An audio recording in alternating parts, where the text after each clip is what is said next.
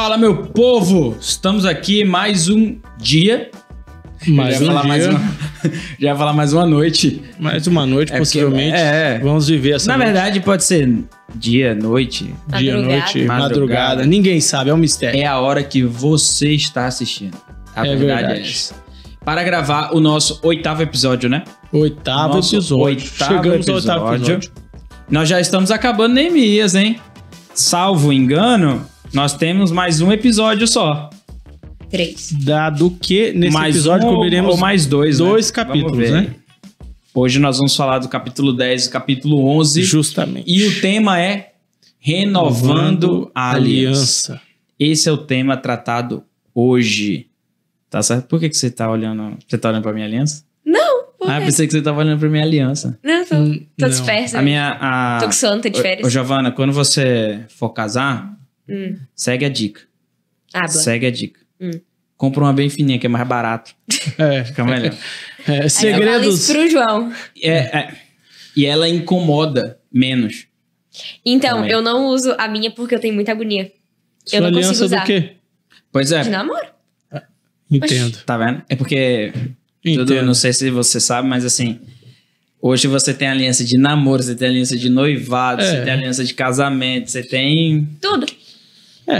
Frescuragens modernas, é verdade. Isso aí. Aí, nós vamos falar hoje como que esse povo, o povo de Deus, renovou a sua aliança para com Deus. Mais uma vez, renovando a aliança. O povo de Deus é renitente, não gosta muito de aliança, tem que renovar várias vezes. Inclusive, isso já é um dilema teológico. Qual o dilema? O dilema é o seguinte: se só tem uma aliança, como que pode fazer várias alianças, né? Porque no caso lá a gente tem aliança com Adão, a gente tem aliança com Noé, a gente tem aliança com Moisés, a gente tem aliança com Abraão, Noé, Abraão, Moisés, Davi. Há uma linha que fala que tem aliança com os profetas e tem uma linha que fala que ali já é a nova aliança. Mas qual que é a dúvida entre tantas alianças? A dúvida é assim, é a mesma aliança ou são alianças diferentes? O que é que continua, o que é que não continua, o que é que tira, o que é que põe? Eu tenho uma terceira via nessa proposta aí, na minha concepção. Você é a favor da terceira via? Da terceira via.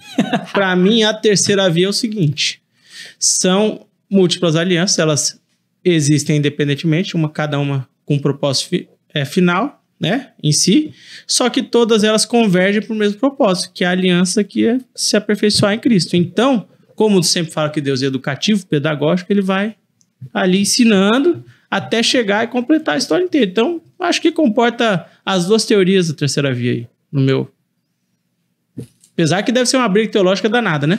Mas, às vezes, se você ficar acertando muito as minúcias... Você até a discussão da definição do que é uma aliança, na verdade, da aliança que a gente vai falar aqui, é a aliança de Deus com o seu povo, né? Não é a aliança tipo que eu fiz com a Priscila.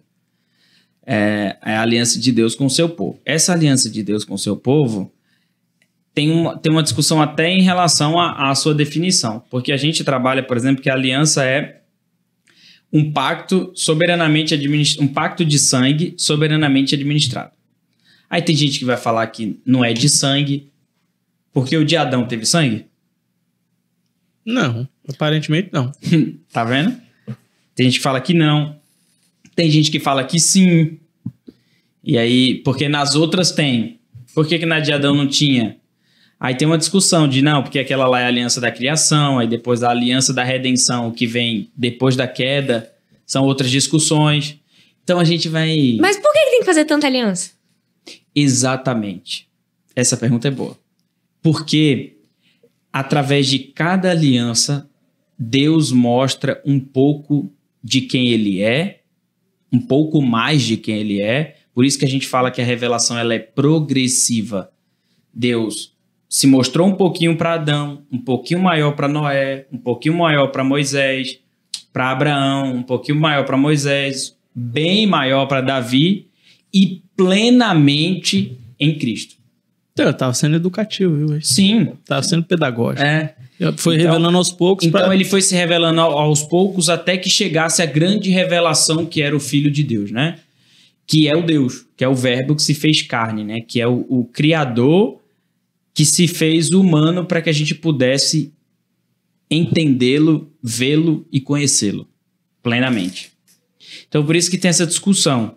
Esse assunto é muito discutido, porque nós, presbiterianos, nós somos aliancistas.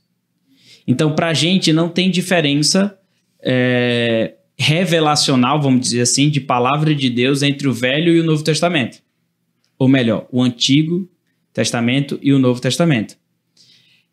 Mas, para algumas linhas, inclusive uma das linhas hermenêuticas, eles entendem de que só vale aquilo que é do Novo Testamento. Teve uma ruptura completa com o Velho Testamento. Eles não conseguem ver que no Antigo Testamento há graça. Por isso que a gente fala tanto lá. No Antigo Testamento, desde Gênesis capítulo 3, versículo 15, a graça é instaurada. Por isso que a gente entende que são duas grandes alianças. A aliança da criação e a aliança da graça. A aliança da criação é de Gênesis capítulo 1 até Gênesis capítulo 2, até Gênesis capítulo 3, versículo 14, e de Gênesis capítulo 3, 15, até Apocalipse 22, a aliança da graça. E é muito pequeno, né, você renegar o Velho Testamento, porque daí ia ficar só no historicismo, né? O Velho Testamento ia ser só histórico e pouco ia servir para instrução, se fosse adotar essa teoria. Você não tá ouvindo? Não. Tá ouvindo, não? Não. Que técnica, Giovana, está... Não está ouvindo. Não está ouvindo. Não tô ouvindo. Na verdade... Porque daí eu pensaria o seguinte, porque se lá no Novo Testamento fala que... Não, mas tô... Giovana, Segue. não, tá bom. Mas falando que toda palavra serve para instrução, como para a educação dos santos, então não faria sentido eu renegar o Velho Testamento se não servisse para nada, né? Se fosse algo no sentido de que só serviria de vetor histórico, ou mesmo serviria só para eu saber do que estava acontecendo. Ele tem que ter também, como a gente viu ontem pela manhã, quando você estava falando sobre a história de Isaac e Abraão. Pouca gente faz aquela relação com o fardo que Cristo iria carregar, tudo aquilo. Então você vê que tem um propósito muito mais que histórico e pedagógico, é um propósito de mostrar que subsistia a verdade de Deus desde antes dos tempos. Então, dentro da perspectiva aliancista, a gente entende de que Deus progressivamente vai se revelando no Antigo Testamento, né? Então, por exemplo, Isaac era uma representação em Gênesis tipo capítulo 22 do tipo de Cristo, né? É ele que carrega como é o nome? A lenha, né? A lenha, ele carrega a lenha. É ele que vai para o sacrifício. Entendi. Né? Mas a gente sabe de que a gente tem uma unidade nas escrituras. Essa linha hermenêutica que contrapõe, que é o dispensacionalismo, que é bem famoso, o Antigo Testamento serve para algumas características morais. Certo. E é por isso que normalmente essas igrejas elas são bem moralistas. Do pode, não pode, do veste, não veste, do corta, não corta. Essas coisas. E elas não conseguem perceber que algumas coisas não funcionam mais. E que, na verdade, outra linha, uma linha mais... como é que eu posso dizer? Tô tentando achar as palavras certas para não... Que sentido? Essa linha hoje em dia que a gente chama de hipergraça, né? Que é... Mais tipo, liberal? você pode tudo. liberal. Você pode tudo. Deus está sempre ali, tranquilo para te perdoar, para cuidar. Você não tem que se preocupar com pecado e tal. Eles partem muito do princípio de que o Antigo Testamento serve somente naquilo que o Novo Testamento testifica. Entendi. A gente tem um grande problema com isso. Não, porque daí eu tô renegando uma boa parte do Antigo Testamento. Quase tudo, né? Que não serviria pra quase nada. Mas não faria sentido deles. ter o Antigo Testamento se ele não fosse levado em justamente. Eu consideração. digo, é muito pequeno pensar assim. Então, mas aí é o que o Dudu falou. Há o aspecto histórico que eles concordam, né? E vai caminhando dentro desse sentido. O Antigo Testamento é quase que um lugar onde que, se eu não consigo entender que isso aqui está no Novo Testamento, eu renego. Ou então eu trato só com características morais e históricas. A gente vive nesse dilema hermenêutico, porque isso é uma forma de a gente ler a Bíblia. Aquilo que a gente fez lá em Gênesis capítulo 22 na questão do Isaac, eu tinha dois propósitos ali, né? O primeiro propósito era mostrar onde foi feito o sacrifício. Certo. Moriá. E quem é que era o cordeiro. Porque o ponto mais importante de que as coisas culminam em Cristo Jesus, e como que o Antigo Testamento revela isso? E aí eu usei aquele texto como exemplo. Tem outros textos também que mostram.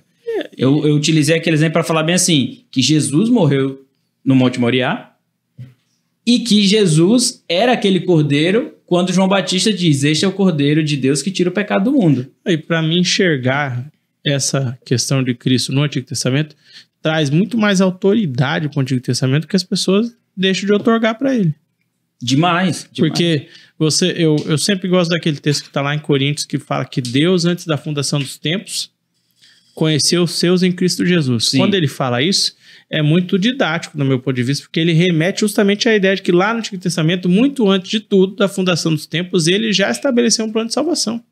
Exatamente. Não faria sentido esse plano de salvação ia ser revelado só no Novo Testamento, se no Antigo Testamento ele já não der sinais de que esse plano estava lá existente. Então, justamente esse texto é muito revelador para mim. Para mim, esse é o texto que mais fundamenta a nossa principal defesa, né? Sem entrar em teorias, mas a nossa principal defesa. Então, eu acho fantástico. Agora, o ponto é assim... Isso demonstra também, só para concluir, quando a gente fala de aliança, demonstra como que a aliança de Deus tem uma perpetuidade enorme. Sim. Total. Porque ele... É importante a gente lembrar que a gente nunca ficou, em momento algum da história... Descobertos, né? Descobertos da aliança. Ponto. Exatamente. Ponto, exato. Esse é o ponto importante. A aliança ela é definida como um pacto de sangue soberanamente administrado. O pacto, ele tem que ser de sangue. Só que pacto, ele traz um pressuposto, que envolve uma outra pessoa. Sim. Você não faz um pacto com você mesmo, onde se você quebrar, você vai se matar. Só Deus jura por ele mesmo, né? Exatamente. Porque não tem como jurar pra mais ninguém. Deus é Deus. Então, assim... O pacto que é feito, ele tem duas partes. É o que a gente vê aqui no começo do capítulo 10, de Neemias. E tá aí também a necessidade, a gente falou renovando a aliança, a necessidade de se renovar, porque o povo quebra a aliança. O tempo inteiro. Eles vão quebrando uma, daí Deus faz uma outra mais completa, né? Que foi igual você falou, né? Deus revelou, é isso que eu vejo. Daí vem uma que era focada numa situação, daí o povo quebra, daí vem outra que foca aquela situação e mais outra. Fala, agora eu... Então, se o povo não quebrasse a aliança, não teria necessidade de fazer mais? A gente tava no pacto da criação até hoje. Até hoje. Mas mas como Deus estava com tudo planejado, né? A gente ia quebrar. Total. Eventualmente até Vai tirar o fone? Giovana sem fone. Eu não tô ouvindo ninguém, então é isso. Ah, beleza. Tá. Qualquer coisa a gente tira também, ué. Não, precisa não. Vai ficar... Segue o jogo? Segue o jogo. Então segue o jogo. É isso. E aí a gente vê aqui no começo do capítulo 10 de Neemias, quando vai renovar a aliança, de que elas precisam ter partes. Essa aliança tem partes. No nosso caso, uma parte é Deus, a outra parte somos nós. E aqui é importante, porque somos nós, tanto no quesito coletivo, de que é o povo de Deus, quanto no quesito individual. O indivíduo faz uma aliança com Deus. O fato de a aliança ela ter duas partes e o fato de ela ter que se renovar significa que uma das partes quebra. É isso que eu ia falar. Deus é o garante da aliança, né? Porque Deus ele não muda. Pronto. Ele é sempre o garante. Ele tá lá com uma garantia de que a aliança sempre vai ser cumprida, independente da minha disposição cumpri-la ou não. E aí que tá a passagem lá de Gênesis capítulo... Eita, será que eu lembro se é 15 ou 17? Que vai falar da aliança de Deus com Abraão, em que Deus passa no meio dos animais mortos e só ele se mela de sangue. Por quê? Porque a gente vai fazer uma aliança onde eu sou o que vai bancar. Porque vocês não têm como bancar. Sim. Vocês vão quebrar. Ele não tem estrutura para bancar. E aí a conversa é muito assim, porque Abraão acorda do sono, lá na passagem fala que deu um sono profundo e tal, e Deus passa pelos animais, e aí Abraão acorda e fala bem assim, por que o senhor me colocou para dormir? 15 mesmo, eu fiquei aqui. Eu acho que é o 15. 15, Por que o senhor me colocou para dormir? Se der é o versículo 12. Aí Deus é bem claro, porque se você passa, eu tinha que te matar. Então tinha sangue. Sangue. Tinha Aí já sangue. tinha sangue. Então, é que a gente fala que não tinha no começo, né? No começo. Depois tinha. Aí você pensa bem assim, mas então, se só Deus passou, Deus fez uma aliança conosco, um pacto de sangue. Se nesse pacto só um assumiu o ônus e o bônus do negócio, quando o povo caiu, quem foi que assumiu? O próprio Deus. Justo. E aí vem toda a história. No Antigo Testamento, esse sangue que era derramado era simbolizado pelo... Tá difícil. Quem sabe faz ao vivo. Melhorou Quem sabe aí? faz ao vivo. Não. Não? Não. Agora ficou aqui. Eu tô ouvindo a mim mesmo. Eu não tô Fala ouvindo aí. ninguém. Tô ouvindo Giovana? Aí, Tô ouvindo ninguém. ouvindo, Tô ouvindo o Caio. Tá me ouvindo, Caio? Não? Alô? tá falhando Agora- aqui, tem hora que vai. Aí, a Giovana foi agora. Eu Não, Tô ouvindo ela ninguém. não tá ouvindo nós. tô... Ela fala Ninguém. e a gente ouve ela, mas ela não ouve a gente. Ah, tá. É porque a gente tá gravando Eu te 4 ouço horas. também. Então tá. Aí, Exatamente. no Antigo Testamento, isso era feito com o simbolismo do sangue do Cordeiro. Até chegar no ápice da revelação em Cristo Jesus, que é o grande Cordeiro. Sim. Então, ele é um pacto de sangue onde só Deus assumiu o ônus se alguém quebrasse. Voltou. Porque Deus era o único que é capaz de suportar isso. Exatamente. Nós não teríamos condições nenhuma de Exatamente. suportar esse pacto da aliança E para a esse- salvação. Esse pacto foi feito com Adão nessas prerrogativas. E aí, por isso que Jesus é chamado lá no Novo Testamento do segundo Adão. Certo. Porque ele vem com o propósito de Adão, só que não desobedeceu. Ele veio para cumprir tudo. Ele assume o ônus de toda a humanidade e pela eternidade, né? Até a segunda volta dele, de todos os pecados. Então, por isso que o termo é pacto de sangue. E por que o termo é soberanamente administrado? Porque é Deus que Porque ele que assume o ônus e o bônus. Justo. Mas, ok. Deus assume o ônus e o bônus. Então, qual que é a nossa importância na Não, a aliança? gente não tem importância. Obedecer. Só obedecer. Então, por que a gente tá na aliança? Não, Por que a gente tá na aliança? é misericordioso. Não, tipo assim... Porque Deus... Exatamente. Deus é Porque é misericordioso. o seguinte, depois da queda, Deus podia ter feito assim e tchau pra todo mundo. É o que eu falo. Deus Mas- em salvar alguns, ele tá sendo justíssimo. Ele podia escolher não salvar ninguém. Perfeito. Ele podia escolher não salvar ninguém. Deus sequer poderia ter revelado a ideia de salvação pra gente. Porque Deus é soberano. Deus, ele existe nele mesmo. Ele Sim. já gozava, salvo engano, deve me corrigir, já gozava de comunhão plena, né? A Trindade Sim, já gozava de sim. comunhão plena. O Pai, Espírito, Porque o Espírito tem Santo gente- e Jesus tem gente não que precisavam prega de mais assim, ninguém. Não, porque Deus precisava da gente. Exato, não, exatamente. precisava não. Deus já gozava de comunhão plena, então ele podia continuar subsistindo nele mesmo pela eternidade, sem a necessidade que esse porém a mente criativa de Deus aprove ele, ninguém sabe por quê, ele não vai revelar pra gente, criar o ser humano. E dentro disso ele falou, olha, né? Eu sei Não, que... e também assim, Giovana, cara, para pensar. Você cria a terra, você cria todas as coisas. Uhum. E como o ápice da criação, você cria o ser humano. A imagem e semelhança de Deus. O ser humano é a criação mais importante de toda a todas as criação. criações. Certo? E aí, o ser humano cai no pecado. Acabar com a humanidade não seria um ato de chegar pro diabo e falar bem assim, você ganhou? Sim. Pronto. Só que Deus amou tanto essa criação Eu vou acabar com o que eu que ele falou fiz de bem assim, melhor. eu né? não vou acabar com o que eu fiz de melhor.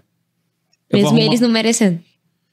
Não, Mesmo é ele não- engraçado. É isso daí que eu acho legal. Esquece merecimento. Em que É pese, graça. Em que pese a gente ter sido o ápice da criação, não quer dizer que a gente tem importância em nós mesmos. Não, Nós temos importância em razão daquele que nos criou. daquele que nos criou. Daquele que nos criou. Não porque nós somos importantíssimos, nós não somos nada. E aí- Mas em razão de quem o criou, a gente... E aí ele Tira a pega importância. e ele fala assim, não, eu vou dar um jeito. É claro que isso que a gente tá falando é na nossa perspectiva humana, né? Porque se você falar bem assim, Caio, então quer dizer que Deus planejou isso? Eu não sei o que Deus planejou. Há fortes Eu indícios. não tava lá. Eu não Há tava fortes lá. indícios. O que eu sei é que Deus amou tanto a sua grande criação que ele falou, eu não vou destruir. O que é que eu vou fazer? Eu vou fazer uma nova aliança. Salvar alguns. Daqui a pouco, lá em Noé, Mais uma. eu vou fazer de novo. E toda vez que o pecado está muito grande no mundo, Deus faz uma nova aliança. Primeiro ele faz uma limpezinha, depois... Deus é tão Aliança. No que caso já de Noé, ele fez uma limpeza bem grande, né? Só ficou Noé e a família, né? Ele fez a limpeza. Exatamente. A limpeza. Aí, por exemplo, aí é que vem a importância do contexto, né? Ele faz com Noé, mas no capítulo 11 de Gênesis, entre aspas, né? A maldade humana, o pecado humano estava tão grande na Terra, a ponto de eles fazerem a Torre de Babel, a famosa Torre de Babel, que Deus fala bem assim, vou ter que fazer de novo. Aí faz. Aí a de Abraão. Aí lembra, o povo lá no Egito. Ninguém sabia mais quem era Deus. Levanta Moisés. 1000 anos, né? 1000 anos de cativeiro. Levanta Moisés. Depois, mais pra frente, o povo já tava nem aí pra lei do Senhor e tal, papapá. Deus levanta Davi. Aí depois de um tempão, depois de Davi, que é onde a gente tá esse povo aqui. Neemias, Esdras, Aí vem Neemias, Neemias, Esdras e tal, recupera, só que esse povo continua quebrando, que é o que a gente vai ver mais pra frente. Na verdade, a gente já viu nas pregações, né? E não tem uma ideia de que Deus sempre perpetua alguém que está disposto a seguir fielmente o que ele falou. Deus... Porque Neemias era esse cara, né? Neemias não tinha esquecido da aliança, né? Neemias lembrava de certa forma, ele precisava reavimentar pro pessoal. Cara, eu prefiro falar o seguinte, de que Noé, Abraão, Moisés, Elias, todos os homens que Deus levantou, que a gente olha para a Bíblia e fala assim, cara, esses caras fizeram grandes coisas, eu prefiro sempre entender que foi soberania de Deus. Eles foram só os instrumentos. Então, mas Deus manteve os perseverantes. Cara, manteve sim, alguns ali, os fiéis. Ele sempre mantém, mesmo nos momentos de mais agonia, que tá tudo meio acabado, ainda tem um grupinho lá que tá... Que aí, essa é a grande promessa da aliança noítica, que é a aliança de Noé. A promessa é, eu vou conservar os meus. Justo. Nem exatamente. que eu tenha que acabar com tudo e manter só uma família aí. Na verdade, isso transmite uma segurança, né? A gente pode saber que mesmo o mundo inteiro pode estar contra a gente, mas que aqueles que são fiéis, Deus vai conservar, mesmo que mesmo em meio a tribulação por isso, severa. Né? Elias chega diante de Deus e fala assim, só tá eu tô sozinho. E aí Deus fala assim, não, tem mais 6.000 contigo que eu mantive. E outro, igual o John Knox falava, né? Um homem com Deus sempre é a maioria, né? Sim. Um homem com Deus sempre é a maioria. Sempre. E aí, a gente tem que... Não, é difícil falar isso, né? Mas sempre colocar nosso coração à prova para ver se eu não tenho que renovar essa aliança. E aí é sempre a ideia do casamento também é muito assim, né? De vez em quando a gente tem que chegar com a mulher e falar bem assim, cara, eu acho que a gente tá precisando renovar a aliança. Tem algumas coisas da aliança que a gente prometeu que, eu já esqueci. A gente prometeu umas coisas lá que a gente tá caminhando para outro caminho. Será que a gente não precisa renovar a aliança um com o outro? Eu acho que essa é muito a dinâmica da vida, né? Uma hora você tá aqui, outra hora você tá ali no vale, daí daqui a pouco você tem que levantar, você tem que se propor a novas coisas. Exatamente. Que é o que acontecia. A aliança era uma com Abraão, daí veio com Noé, subiu e falou, agora vai ser mais um pouquinho. Exatamente. Daqui a pouco vai ser mais um pouquinho. A gente faz isso na vida toda, em várias circunstâncias. Exatamente. Várias circunstâncias. E mais uma vez isso acontece em Neemias. Então lembra, esse povo vem do avivamento, esse povo vem do arrependimento, e agora eles chegam para Deus e falam assim, Deus, é o seguinte, agora a gente vai renovar a aliança contigo. E eles prometem algumas coisas. Aí eles prometem... Lá no 10, né? No 10, Versículo 30. Acho que é versículo 30, né? É o 30. Primeiro, só que firmemente aderiram, né? Todos os que aderiram, né? Isso. Nobres, irmãos, levitas... Eles vêm narrando isso daí. E eles... falar pra você. Eles foram muito ousados. Porque eles chamaram Deus para conversar no versículo 29, falaram que firmemente aderiram a seus irmãos, seus nobres convieram numa imprecação. O que é isso? Ele falou bem assim, Deus, é o seguinte, se a gente quebrar, o Senhor pode amaldiçoar. Corajosos. Imprecação é juramento, né? Imprecação Amaldiçoe juramento. a gente. Pode castigar com força. E isso acontece. Viria depois. Exatamente. O castigo. E sem contar que o grande castigo é você ficar 400 anos sem ouvir a voz de Deus. Castigaço, hein? Esse é o grande castigo, que é o período que a gente chama de intertestamentário, né? Que é o período onde Deus ficou calado mediante a tanto pecado do seu povo. Que é o do antigo pro novo? Exatamente. Esse mesmo. Por isso que tem 4 folhas em branco lá na Bíblia. É o período. Pra representar os 400 Os 400 anos. Aí, eles chegam para Deus e falam assim, Deus, é o seguinte, a gente tem errado em umas coisas, a gente precisa renovar a aliança. Primeira coisa, a gente casou nossos filhos e nossas filhas com o filho dos outros, estrangeiro. estrangeiro. E talvez hoje a gente seja até acusado de xenofobia, né? Por causa disso. Mas o estrangeiro ali...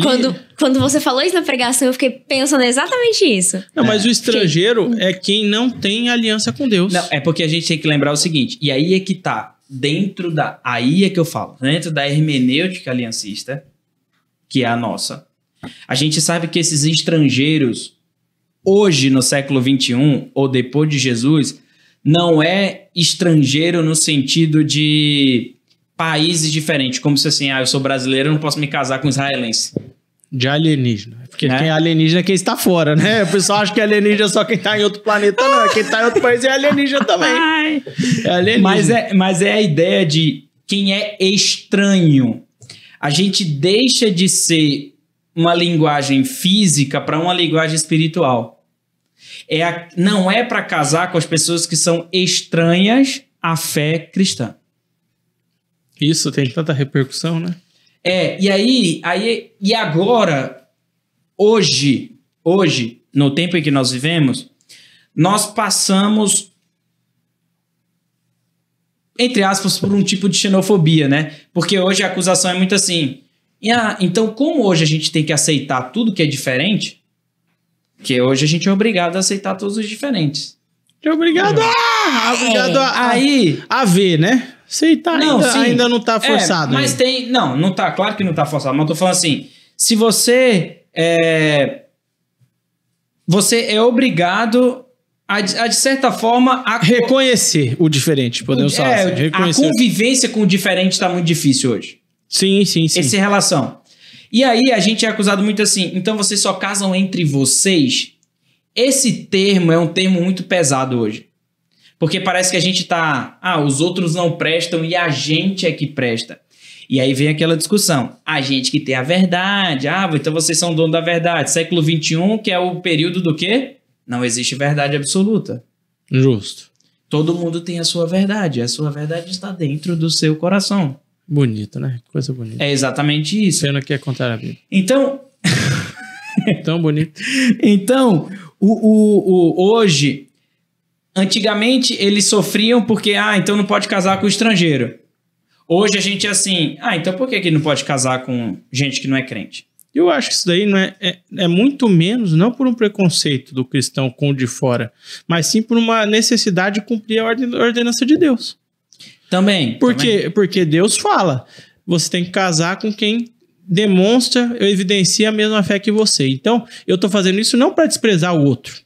Não é sobre o outro, né? É sobre mim. É sobre o fato de eu cumprir o princípio bíblico, numa perspectiva não excludente, eu digo assim. Não é para excluir os demais, é porque eu simplesmente eu me dedico a cumprir o princípio bíblico.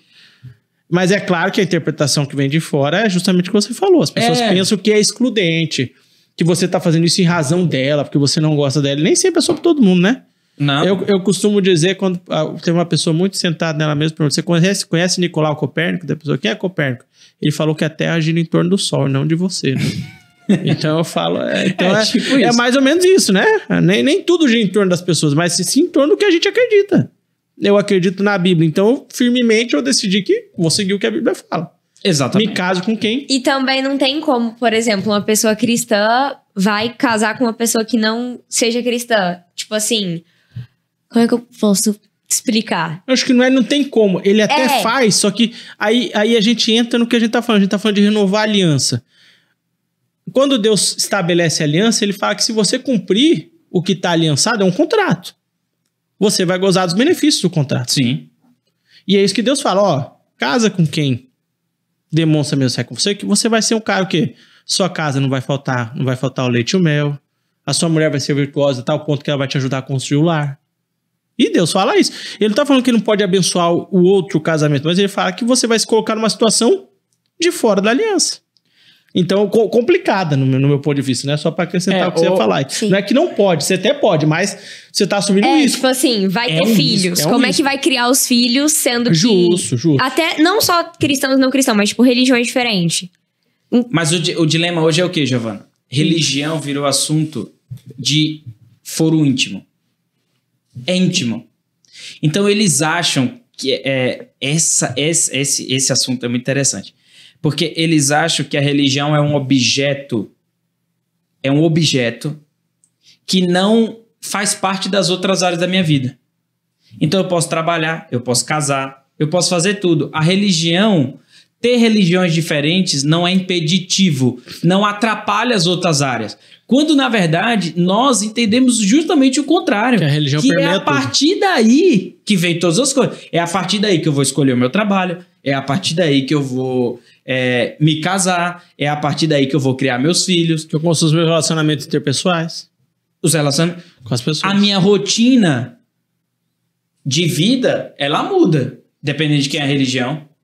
Por exemplo... Muda a saúde da pessoa. Vamos pegar a pessoa que entrega vícios quando ela se converte. E aí eu tô falando que nem precisa ser o cristianismo. Às vezes ela se converte em outra religião. Ela tem uma mudança que repercute até no corpo. A gente vê como a religião ela interfere na vida da pessoa. Não, e a religião ela interfere, por exemplo, no modo de vestir. Tudo. Então, quando a gente fala assim, cara, é melhor que você case com alguém cristão. Por quê? Porque aí vai ter o mesmo objetivo. Qual que é? Glorificar a Deus. A tia Lia me ensinou há muito tempo, acho que foi numa EBF, que tinha tipo um triângulo. Aí aqui tava Deus, o homem e a mulher. Não tinha como terem um casamento bom se os dois não estavam caminhando junto a Deus. Perfeito. Porque sempre eles estariam, tipo, afastados. E quanto mais perto de Deus, mais próximos eles estão um do outro. Exatamente. Né? É isso mesmo. Nossa, isso tem tempo, tá? Deve ter uns 10 anos isso. Caraca. Tu era uma criancinha, então, né? Eu era, tipo, bebezinha. Caraca. Foi ontem, né? Sim. E aí eles falam, na parte da família, a gente tá pecando. Então a gente vai consertar isso. Na outra parte que a gente tá pecando é no sábado. E é interessante, né? Neemias é um reflexo do quanto é o problema quebrar a aliança. Porque você vê só, quando eles quebraram, o que aconteceu? O muro destruído, perderam o senso de nação, não sabia mais o que era se voltar para o templo, não sabia mais o que era orar para Deus. Então, quando eu renovo a aliança, que é o caso que eles fazem aí, eu vejo que isso daí repercute todas as áreas da minha vida, que tudo me vai bem, né? A palavra fala, quando você obedece a palavra de Deus, tudo vai bem na sua vida. Então a ideia é essa. Exatamente. O que eles estão fazendo é tipo assim, cara, a gente precisa voltar para perto de Deus. Justo. A gente está longe. E aí o sábado... Eu gosto muito de falar do sábado, não naquela discussão de o dia da adoração é sábado, se é domingo. Eu não gosto de entrar muito nisso, mas assim, a grande discussão aqui é o seguinte: o sábado é o dia do Senhor. É o dia que eu paro para eu poder me reconectar com Deus. Porque a gente sabe que a demanda do dia a dia, meu irmão, vai levando a gente para... distante de Deus. Vai te puxando. É muito difícil a gente ter uma vida em que a gente sempre fica na mesma distância de Deus ou então se aproximando dele. E aí ele fala, olha, é uma questão de adoração. Se vocês, quando vocês trabalham no dia que eu designei para mim, isso mostra quem é o Deus de vocês. Se vocês fazem determinadas coisas no dia que era para me adorar, a gente sabe onde está o coração de vocês. É muito simples, é uma questão de adoração. E aí ele vai falar aqui sobre dízimo. Ele vai falar sobre como que as pessoas não estão dando dízimo. E aí, por que elas não estão dando dízimo? Não tem como fazer o trabalho na casa do Senhor. Falta de sustento, né? Exatamente. E o grande perigo, né, de não ter o sustento na casa do Senhor... não é meramente de tipo, no nosso caso hoje, né? Vou dar um exemplo hoje, como se servisse naquele tempo, né? Não vai ter ar-condicionado. Ah, não vai ter o data show. Ah, não vai ter o microfone. Não tem dinheiro para comprar. Isso seria naquele tempo era isso também. Você tinha que manter o templo limpo. Você tinha que manter o templo organizado. Tinha que ter os artefatos do templo lá que usavam, né? E principalmente, para você ter o perdão, você tinha que comprar a ovelha. Exatamente, você tinha que ter toda uma manutenção ali. Tinha uma manutenção, toda uma manutenção para aquilo. E aquilo estava tudo sendo desprezado. O que esse povo está falando aqui é o seguinte, que na família eu preciso me recuperar, no meu trabalho eu preciso me recuperar, porque eu preciso trabalhar de segunda a, no caso deles, de domingo a sexta, né? Sexta. No nosso caso, de segunda a sábado. Deus fala, trabalhe, pode trabalhar nesses dias. Não tem problema. Só não trabalha. E aí, o meu lance aqui é muito assim, se naquela época, se não tem o sacrifício, não tem o perdão, cara, a gente perdeu tudo. E aí é que tá, quando a gente não tem o dia do Senhor, o culto é aquele momento que a gente tem um tempo de confissão, de contrição, de dízimo, de perdão de pecados, de louvor a Deus, e onde Deus fala conosco. Se a gente perde esse dia, Deus não fala conosco. E o perdão? Onde fica? Porque assim, aqui o texto fala assim, nada comprariam deles no sábado, nem no dia santificado, e de que no ano 7º, e qualquer cobrança. O que ele está querendo dizer com isso no versículo 31, né? Ele está querendo dizer o seguinte, que a cada 7 anos é para descansar. É o tempo de descanso. Descanso do burro, descanso da terra. Então, hoje, eu acho muito legal do sábado o quesito de tipo assim, a gente perdeu a fé em Deus. É isso que eu ia falar, é uma questão de confiança. Exatamente. Que Deus vai prover você mesmo, você não fazendo nada naquele dia. Exatamente. Aparentemente não fazendo nada. Apesar que o louvor a Deus é um exercício como danado. A gente não crê no Deus da provisão, a gente quebra a aliança. Por isso que a gente é a parte que quebra. Eu achei interessante quando eles falaram do 7º ano, né? Eu fico pensando, imagina parar um ano. Imagina... Um ano de produção. Mas aí, o que está por trás disso? Eu fiquei imaginando. Tá? Pelo fato de que não só eu confiei que Deus me sustentou durante esses 6 anos e me deu o suficiente, como eu também aprendi a me planejar durante 6 anos para poder descansar o 7º ano e entregar para Deus. Tem que explicar pro povo, né? Que eles não estão entendendo nada. A gente falando de um ano de descanso. Não, sim, aí tô falando no texto. É o ano sabático, a gente vai explicar, calma, a gente vai explicar. No texto, então eu achei interessante isso, porque você não tinha só o quesito da confiança, como tinha o quesito que você confiava tanto em Deus, que você sabia se preparar para aquele ano que você não ia fazer nada. E Deus ia cuidar. E assim, a terra, quem tem terra, sabe, a terra você tem que fazer o manejo da terra. Isso.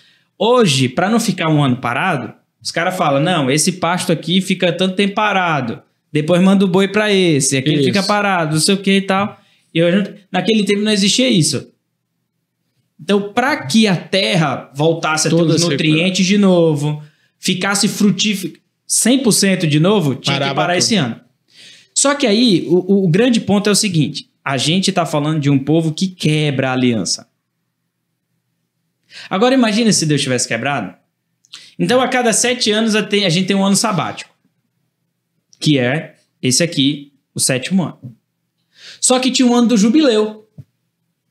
O ano do jubileu era 7 vezes 7. A cada 49 anos, todas as dívidas eram perdoadas. Eita, será que a gente faz isso, hein?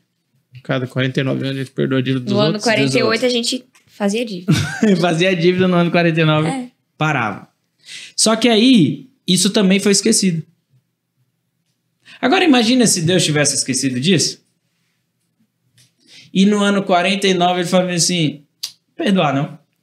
Vou acrescentar mais um jurinho aqui para cobrar de vocês. Agora sabe o que é mais interessante? É que Jesus morre no ano do jubileu. Onde todos os pecados foram de fato selou perdoados. Tudo, né?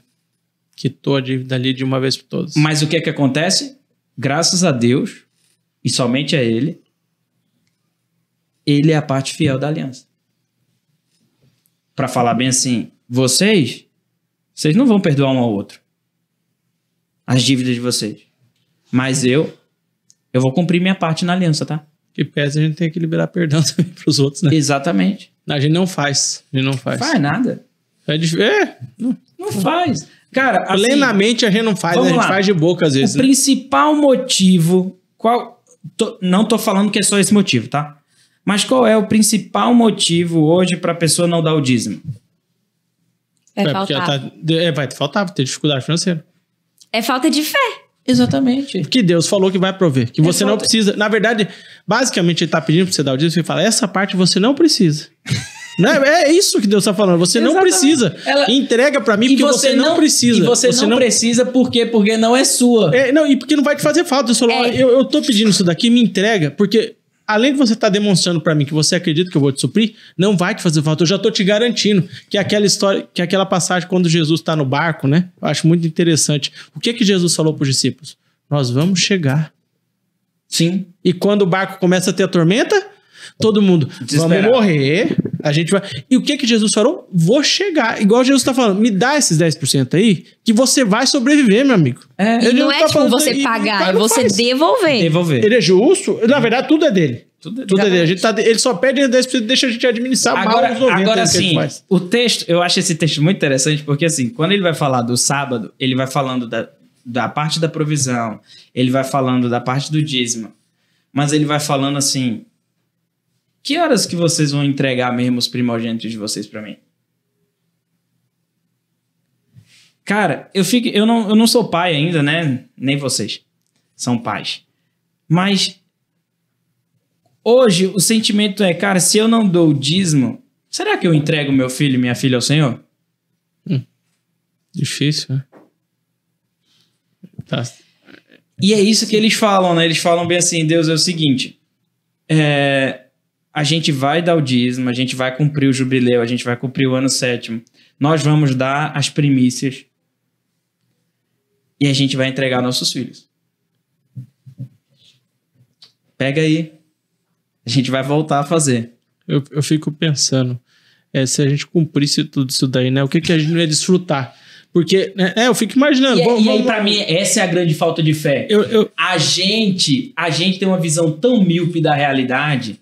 que a gente não consegue entender que se a gente fizer isso aqui, a gente vai desfrutar de muito mais do que aqueles 200, 300 reais que o cara não dá. Então, eu fiz uma conexão, assim, lá com o nosso episódio 3 lá da Missão Integral. Com a missão do Chum, né? Missão Integral, projeto de Missão Integral. A vida seria uma missão inteira, né? Tá.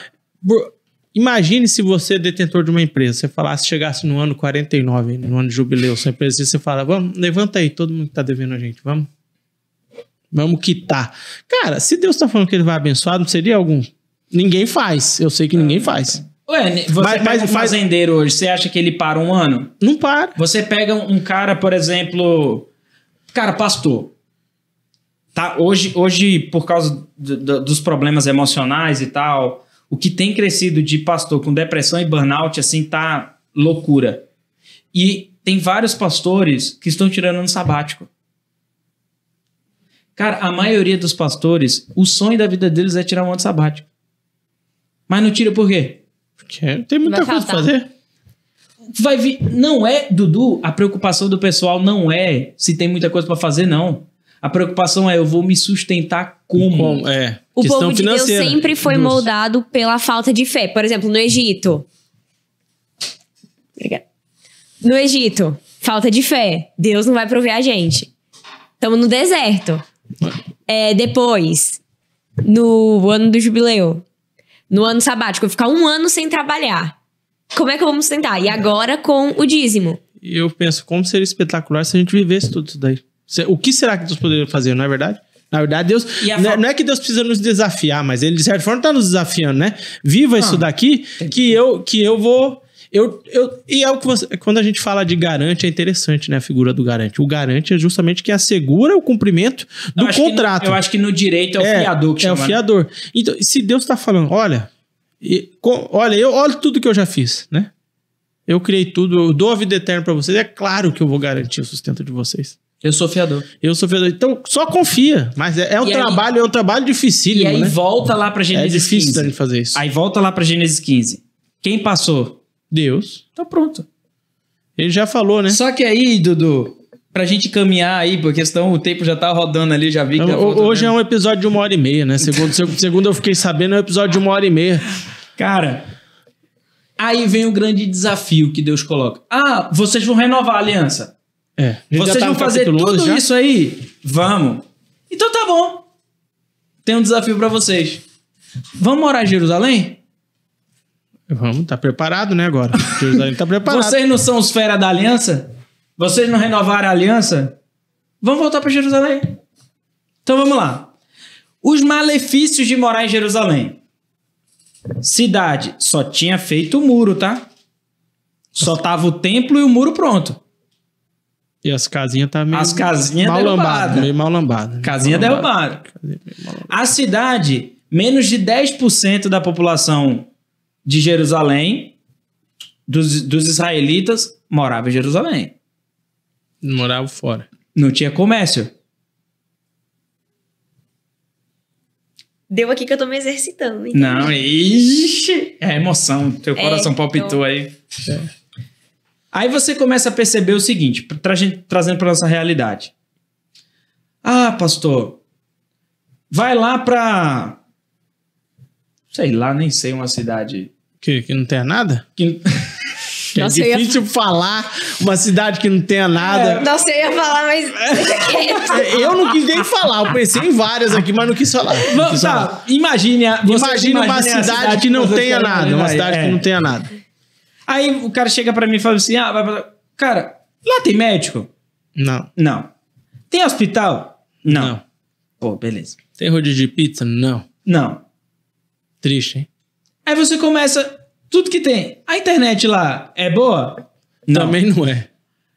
Aí você fala, vou nada. Ou nada. O que eu vou fazer lá? O cara passa... Por exemplo, agora passaram... Estão chamando os novos procuradores do último concurso lá do trabalho da Priscila, né? E aí, velho, é uma agonia, né? São 30 procuradores. Novos. E aí fica naquela agonia, né? Pra onde a galera vai? Aí as cidades. Tefé. Na Amazônia.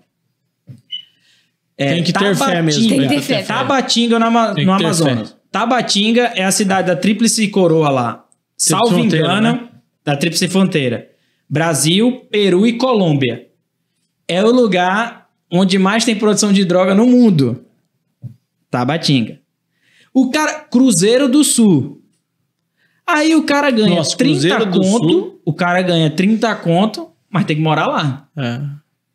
E um monte de gente olha e fala assim, vou nada, vale a pena não. O cara renuncia o concurso, pô, pra não... Agora vamos pra Jerusalém. Os caras iam pra lá sem ganhar os 30 conto. Mas tinha uma promessa, você né? não Você vai pra Jerusalém. Aí o lance... Mas aí é que tá. O ponto negativo de Jerusalém se resume em algumas palavrinhas. Mordomia, vida boa e segurança. Porque Jerusalém era muito perigoso. Ir pra Jerusalém era perigo. Era a cidade onde todo mundo queria invadir. E era cercada. Não era tipo... E era cercada. Qual era o ponto positivo de ir pra Jerusalém? Só tinha um ponto positivo. Que era o quê? Viver na presença de Deus. Mas é um ponto positivo top, né? Ué, mas pra eles não parecia top. Mas vamos voltar aqui porque a gente tava conversando.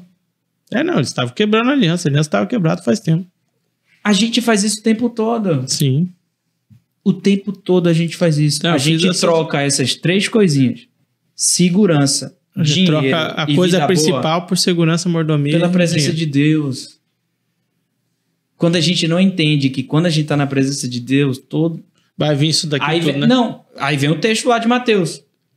Buscai primeiro o reino de Deus e as outras cositas más serão acrescentadas. A gente não vive isso. E aí Deus desafia, né? E aí? Vamos pra Jerusalém ou não? Vamos pra Jerusalém, pô. Então, na verdade, hoje seria Deus chamando, vem pra minha presença, né? Larga os teus prazeres. E venha pra Jerusalém, minha Jerusalém aqui, que hoje é presença de Deus. Venha desfrutar do melhor. Que seria o melhor é a presença E aí de Deus. o que eu vejo muito hoje é assim, a gente se vende espiritualmente por algumas coisas que lá na frente a gente não vai valer a pena. Com certeza. Então, por exemplo, é muito comum quando alguém recebe uma proposta de trabalho, mas lá eu vou ganhar o dobro. Ninguém coloca em questão se espiritualmente vai ser bom para ele lá. Se lá vai ter uma igreja, se lá vai ter uma comunidade que ampare ele. A pergunta é assim, será que lá vai ser bom para mim espiritualmente? Ninguém coloca mais isso em questão. Não tem mais. Esse questionamento não existe mais. Eu vou para Porto Velho. Né? Eu vou para Porto Velho. Cara, mas as minhas filhas tá tão bem adaptadas aqui na igreja. Estão caminhando com Deus. Estão crescendo com Deus. O povo aqui da igreja...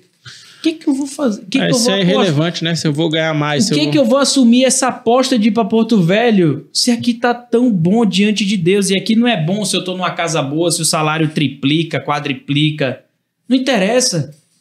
O que interessa é que espiritualmente a gente tá bem aqui, então aqui é o nosso lugar. Vou fazer um corte disso e mostrar pro meu pai. Então... Sabe? A gente não coloca mais as questões espirituais em voga. A gente não coloca. Então a gente fica vendo um monte de jovem da igreja e tal, que vai arriscar a vida na Bolívia lá. Cara, será que espiritualmente é bom isso? É verdade que você Eu não tô querendo... E o que você tá falando, na verdade, que hoje a gente diz que vive no centro da vontade de Deus e não vive no centro da vontade de Deus. Não vive. A gente fala que renega essa ideia de que o ser humano é o centro de todas as coisas, mas a gente não faz isso. Dentro da igreja a gente tá colocando... Se colocando em primeiro lugar sempre. Em detrimento das verdades espirituais ou em detrimento de estar em Jerusalém. Eu prefiro estar, sei lá, prefiro estar em qualquer outro lugar aí. Vamos colocar um lugar chique aí. Prefiro estar na Maldivas do que estar em Jerusalém. Não é verdade? Exatamente. E assim, hoje a gente troca demais. Então, a gente tem coragem de pedir folga no trabalho para poder fazer um monte de coisa, mas a gente não tem coragem de pedir folga no trabalho para poder fazer uma viagem missionária. Evangelizar. A gente quer gastar 30 dias das nossas férias passeando em tais lugares, mas a gente não tem coragem de pegar 10 dias das nossas férias e falar assim, não, esses 10 dias eu vou entregar para Deus, eu vou para uma viagem missionária. Eu ia colocar um negócio aqui, mas vai ficar meio sério, não vou colocar não. Tem uma responsabilidade de conselho aí que eu não posso fazer isso, mas... Fala, Noito. Melhor não. São essas coisas que a gente chama isso que para mim é o secular. Mas eu vejo muito, eu vou colocar de um outro jeito, eu vejo muitas vezes a gente vê o templo de Deus caindo aos pedaços e a gente não tem vontade de fazer nada, né? Eu vou falar um negócio que aconteceu comigo ontem. Qual que é a obrigação? A obrigação é do que arrecada com dízimo, mas se eu posso fazer mais. E ninguém faz. E o templo de Deus lá caindo, né? Deus sendo enxovalhado, o nome de Deus sendo enxovalhado, a gente não faz nada. O povo do Kings vai vir, né? Sim. Aí eu falei, nossa, vou ter que acordar 1h da manhã pra ir lá na igreja. Aí o pastor falou, não, aproveita e dorme lá com a gente. Qual fica lá. Cristiano. Pastor Cristiano, dorme lá com a gente. Aí eu falei, não sei o que lá. Aí a tia Nô virou, você não tá de férias? Aí eu raciocinei isso agora, de tipo, colocar eu em primeiro lugar. Não, pra que eu vou fazer isso? Eu não vou gastar minhas férias dormindo na igreja, que não é tão confortável quanto a minha cama, meu ar-condicionado. Acordar de manhã pra tomar meu café. Tô falando uma coisa que eu penso também. Que não, sim. Eu vou pro retiro da igreja, na escola, dormir no chão da escola, porque é uma atividade... Eu gosto, mas é uma atividade insólita pra muitos. Sim. E se você... Até eu que tô ficando mais velho, mas é insólita também, porque você vai lá, você deitar, você quer sua caminha pra deitar bem. Não, todo mundo tem seu conforto. Você quer, exatamente. Só que aqui é um negócio assim que eu vou estar com meus irmãos, vou estar ouvindo da palavra, eu vou estar tendo oportunidade, talvez, que tenha um visitante lá, demonstrar o que é conviver com os irmãos. Comunhão. Não é verdade? O que é conviver com os irmãos? E às vezes eu não quero fazer isso. Por quê? Porque eu tenho o meu conforto, eu não quero estar em Jerusalém. É difícil estar em Jerusalém. Vamos colocar a grande verdade é essa. É difícil estar em Jerusalém. É difícil. Mas é aquele jogo. É perder pra ganhar. Porque a gente perde dentro da lógica humana terrena. Mas a gente ganha dentro da lógica espiritual. Mas aí vem muito de imediatismo, né? A gente quer perder rápido e ganhar rápido. Na verdade... Às vezes a gente vai perder várias mãos de jogada. Sim. Pra ganhar uma daqui 10 mãos perdidas. E aí a gente não tá disposto a correr essa persistência aí. Mas o nosso lance é o seguinte. Essa maratona. Pra mim, a grande pergunta é, o que é que a gente quer ganhar? Não, a perspectiva maior aqui é ganhar as bênçãos de Deus, não só ter reais, mas as bênçãos de Deus espirituais. Exatamente. O que, pra mim, ganhar é estar diante de Deus, na presença de Deus. Isso pra mim é ganhar. Que tem vários benefícios, né? Não. Todos os benefícios. Mas assim, é porque tu tá falando muito dos benefícios. Não, sim, mas estar presente de Deus tem todos os benefícios. Eu digo assim que a gente não vê. É os benefícios de você estar em paz, de você ter uma vida plena. Dentro da vontade de Deus. Também. Dentro da vontade de Deus. Só que assim, a gente é muito cercado de várias coisinhas e a gente esquece que a gente foi chamado para viver dentro da presença de Deus. Esse povo ir para Jerusalém era o povo dizendo bem assim, Deus, estar contigo é melhor do que dormir na minha cama quentinha. Sim. Fazer a tua presença, estar na tua presença, fazer a tua vontade é melhor do que qualquer outra coisa que o meu corpo pede. Isso que é, por isso que eu tô falando. O que é que a gente quer ganhar? A gente quer ganhar um coração rendido a Deus. E aqui o jogo começou quando? Quando os líderes falaram bem assim, gente, o mais importante é estar com Deus. E eles mandam no capítulo 11 todos os líderes, sacerdotes, os levitas, os porteiros. Ele começa citar todos a ideia de que todo mundo tinha que participar, né? E aí, ia ficar de fora. Aí é que tá, porque assim, em que isso interfere tanto na minha vida? Por exemplo, se você pega a Giovana tem 16 anos, tá no primeiro ano do ensino médio, né? O que isso interfere pra Giovana? Cara, a profissão que eu vou fazer na minha vida, eu escolho pelo quê? Hoje o pessoal escolhe pelo que dá mais dinheiro. E menos esforço? Menos esforço. Mas depende, né? Porque às vezes que dão mais dinheiro, às vezes é mais. Não, sim, mas tipo assim, o que as pessoas pensam? Eu vou escolher uma profissão que eu não tenho que fazer nada e ganho dinheiro. Sim. YouTuber. Só que aí, qual que é a perspectiva cristã? A perspectiva é, qual é o emprego que eu faço, alguma coisa que eu faço, que eu gosto de fazer, que os outros gostam que eu faço e que Deus vai gostar que eu faça? Porque aí a gente sempre pensa muito assim, você tem que fazer alguma coisa que você gosta de fazer. Claro. Mas você tem que fazer alguma coisa que abençoe os outros. Também. E você tem que fazer alguma coisa que alegra a Deus. É a ideia de reino. De reino. Perfeitamente. Então, todas as decisões da nossa vida é assim. Todas você tem que fazer essa pergunta. Porque aí também eu não vou falar pra você fazer uma coisa que você não gosta, porque somente vai abençoar os outros e você vai se matar. Vai ser horrível pra você. Ao mesmo tempo que eu não vou falar pra você fazer uma coisa, Deus só gosta disso. Ué, não. Tem várias áreas, né? Várias áreas. Só porque Deus... E Deus te criou desse jeito, com as suas... como é que fala? Peculiaridades, com o seu jeito de ser, com a sua única identidade lá, como seu pai conhece muito bem, cada um tem só uma identidade. Datilograma que ele chama. Pra quê? Para que você utilizasse isso para abençoar as pessoas. A gente não pode esquecer que a nossa missão é louvar a Deus, adorar a Deus, glorificar a Deus. E a melhor forma que eu faço isso é abençoando todas as nações, como Deus chamou para Abraão. Eu só me realizo nos outros, né? Não tem como. Isso daí eu aprendi em filosofia do trabalho. Quando você dá filosofia do trabalho, fala, qual que é o propósito do trabalho? Você só se realiza trabalhando no seio da sociedade. Se o seu trabalho tem o objetivo de ajudar o próximo. Exatamente. Senão você não se realiza. Você não tem realização. Se o fim é só você, uma hora vai chegar em satisfação. Exatamente. Plenamente vai chegar em satisfação. E o cara pode estar com rios de dinheiro. Exato, vai chegar em satisfação. E aí, por isso que eu falo. 3 coisinhas que a gente aprendeu, né?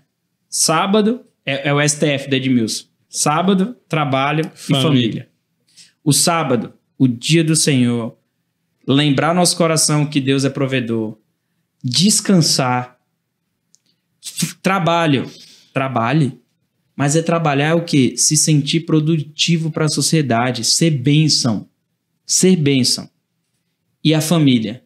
Cuida da sua família. Casar, ter filho e... cuidar da família, criar os filhos do caminho do Senhor. Foi para isso que Deus nos criou. É isso que a gente viu no capítulo 3 lá com o Shun, né? E que a gente não tá cumprindo nada ultimamente. Né? Por isso que, se nós não estamos cumprindo, que a gente renove a nossa aliança. Vamos voltar pra Jerusalém, né?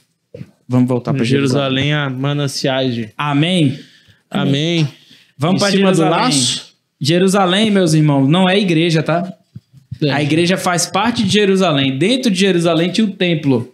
Corta pra mim. Corta pra mim. Corta pra mim no Dentro centro. de Jerusalém tinha um templo. Mas Jerusalém é a presença de Deus, é a vontade de Deus, é onde nós devemos estar. Que nós sejamos cheios da presença de Deus e que a gente possa renovar nossa aliança e voltar para Jerusalém. E vamos falar quando a gente vai fazer o sorteio? Né? Não, mas A gente já marcou uma data. É que a Ou gente não sabe quando o episódio vai lançar. né? tem que ver quando que o episódio vai ao Não, ar, né? mas a gente sabe a data da conferência. Sai hoje? Sai hoje mesmo? O episódio Ah, sai então, hoje. A gente sabe domingo tem o sorteio, o sorteio da caneca. Lá no Instagram tem o Reels que a gente gravou e aí é pra vocês irem lá e Marcar marcarem uma as pessoa que pessoas você quer que e ouça o dizer podcast. por que ela tem que ouvir o podcast, tá bom? E Exatamente. domingo, que dia é domingo? Dia 22, 21? 23, acredito eu. Cadê? 23. 23. Dia 23. Dia 23 a gente sorteia lá na igreja, no Instagram da igreja. 23 desse mês. Tá bom? Você conhece o processo? Curte, comenta, compartilha, ativa o sininho, vai nas nossas redes sociais. Domingo, quinta, terça, 1797, Rua Mato Grosso. Primeiro PB, estaremos lá. Exatamente. Justamente por ser o primeiro E no último final de semana, nós teremos EBF. EBF. E a conferência missionária no dia 12 e 13 de agosto. 12 de julho. Valeu, muito Valeu, meu obrigado. povo. Abraço. Deus Fique abençoe. com Deus.